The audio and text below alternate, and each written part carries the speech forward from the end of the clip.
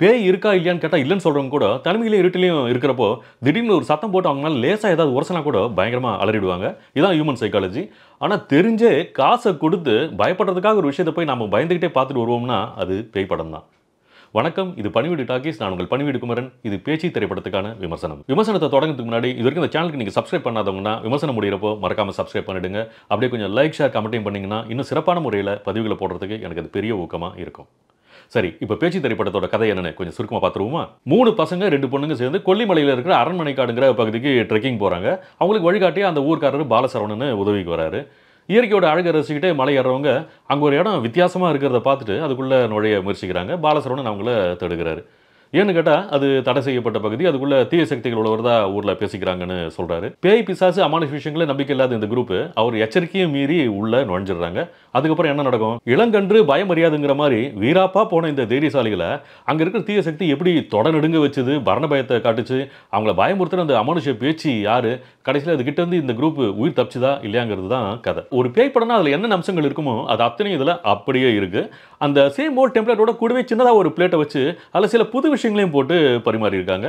இருந்தாலும் எந்த குற்ற உணர்ச்சிக்கும் ஆளாகிடாமல் இருக்கிறதுக்காக ஆரம்பத்தில் டைட்டில் போடுறப்பவே இது வரைக்கும் நீங்கள் பார்த்த எல்லா ஆர்டர் படங்கள்லேருந்தும் இன்ஸ்பயர் ஆன படம்னு ரொம்ப சூசகமாக தெரிவிச்சிடுறாங்க. கிளியரா? சரி, முதல்ல பாசிட்டிவ்ஸ் என்னன்னு பார்த்துருவோம்.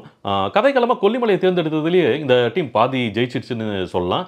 அவ்வளோ அழகு புதையலாக இருக்கிற அந்த லொக்கேஷன் சில கோணங்களில் மர்மங்கள் நிறைஞ்ச அமானுஷ பயங்கரமாக நம்மளை பயமுறுத்துது. பெர்ஃபார்மன்ஸை பொறுத்த வரைக்கும் பாலசரவணன் ரொம்ப எக்ஸலண்ட்டாக பண்ணியிருக்காரு.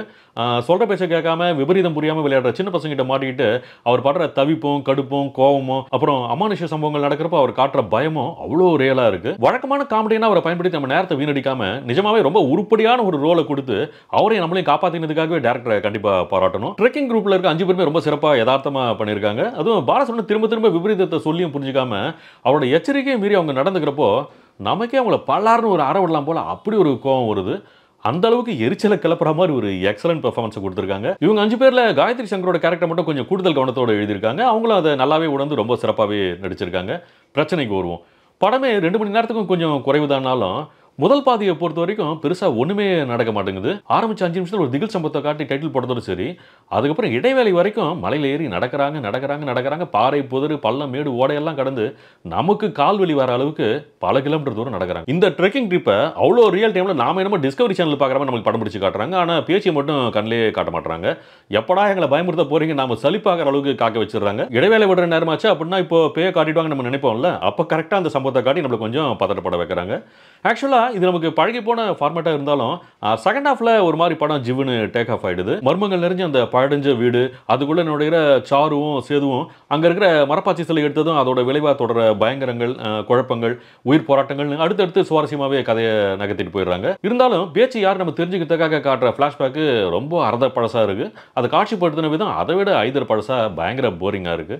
அதே மாதிரி எதிர்பாராத சமயத்தில் முதுகுக்கு பின்னாடி இருந்து மூஞ்சிக்கு முன்னாடி வந்து திடீர்னு உருவத்தை காட்டுற இந்த ஜம்ப் ஸ்கேர்ஸ், வெறும் சவுண்டை போட்டு நம்மளை அலற வைக்கிற சீப் ட்ரிக்ஸ்லாம் சீனுக்கு சீன் ஏகப்பட்டது இருக்கு. 1-2 இடத்துல அதெல்லாம் நல்லா இருந்தாலும் பல இடங்கள்ல இது படத்தில் இருக்க கேரக்டர்ஸ் பயப்படுறதுக்காக இல்லை, படம் பார்க்குற நம்மளை பயமுறுத்துறதுக்காக புரிஞ்சுக்கிட்டு நாமளும் உள்ளுக்குள்ளேயே சிரிச்சுக்கிற மாதிரி தான் இருக்கு. மற்றபடி பார்த்திபனோட கேமராவுக்கு தான் இந்த படத்தை தாங்கி நிற்குதுன்னு சொல்லலாம். அவ்வளோ அட்டகாசமான விஷுவல்ஸ். அதே மாதிரி ஆர்ட் டைரக்டர் குமார் கங்கப்பனோட அர்ப்பணிப்பான உழைப்பும் படத்துக்கு இன்னொரு முக்கியமான பெரிய பலம் தான். பேச்சியோட பழஞ்சு அந்த வீட்டை பிரசன்ட்லையும் பாஸ்ட்லையும் வித்தியாசப்படுத்தி காட்டின விதமா இருக்கட்டும், மரப்பாச்சி பேச்சியோட வடிவமைப்பு, தீய சக்தி வழிபாட்டில் பயன்படுத்துற வினோதமான பொருட்கள், உருவங்கள் எல்லாத்துலயுமே படத்தோட அமானுஷ்யம் மூட அப்படியே கொண்டு வந்துடுறாரு. மியூசிக் டைரக்டர் ராஜேஷ் முருகேசனும் இசையை மொத்தமா போட்டு நிரப்பி கொடுத்துடாம பல இடங்கள்ல அப்படியே அமைதியா விட்டு எங்க பயத்தை கிளப்பணுமோ அங்கெல்லாம் பட்டையை கிளப்பி இருக்காரு. அப்புறம் படத்தை முடிக்கிறப்போ ஒரு ட்விஸ்ட்டை வச்சு 2வது பார்ட்டுக்கு லீடை கொடுத்து முடிக்கிறாங்க. நிஜமாவே அது நல்லாவே இருந்துச்சு. இது ஒரு வழக்கமான பேய் படம் தானே நம்ம ஒதுக்கிட முடியாத அளவுக்கு மாத்துறதே அந்த ட்விஸ்ட் தான். அதை ரொம்ப கிளவரா பண்ணியிருக்காரு டைரக்டர் ராமச்சந்திரன் பி. மொத்தத்தில் ஒரு முழுமையான பயங்கர பேய்பட அனுபவத்தை இது கொடுக்க முடியலனாலும் சமீபத்தில் வந்து போன சில மொக்க படங்களோட கம்பேர் பண்றப்போ இது ஒரு சில வகையில் நம்மளை கவரக்கூடிய ஒரு பேய் படம் தான். முக்கியமாக இயற்கை அழகை ரசிக்கிறவங்க, அட்வென்ச்சர் ட்ரெக்கிங் போறவங்க, முக்கியமாக யங்ஸ்டர்ஸ் எல்லாருக்குமே இந்த படம் கண்டிப்பாக பிடிக்கும். இந்த விமர்சனம் உங்களுக்கு பிடிச்சிருந்தா லைக் பண்ணுங்க, ஷேர் பண்ணுங்க, கமெண்ட் பண்ணுங்க. ரொம்ப முக்கியமாக சப்ஸ்கிரைப் பண்ணுங்க. அதை விட ரொம்ப முக்கியமாக நோட்டிஃபிகேஷன் பெல் ஐக்கன்ல ஹாலுங்கிற அந்த ஃபர்ஸ்ட் ஆப்ஷனை மறக்காம கிளிக் பண்ணுங்க. மீண்டும் அடுத்து ஒரு படம் திரைக்கு வரப்போ எவ்வளவு சீக்கிரம் முடியுமோ அவ்வளவு சீக்கிரம் உங்களை சந்திக்கிறேன். நன்றி, வணக்கம்.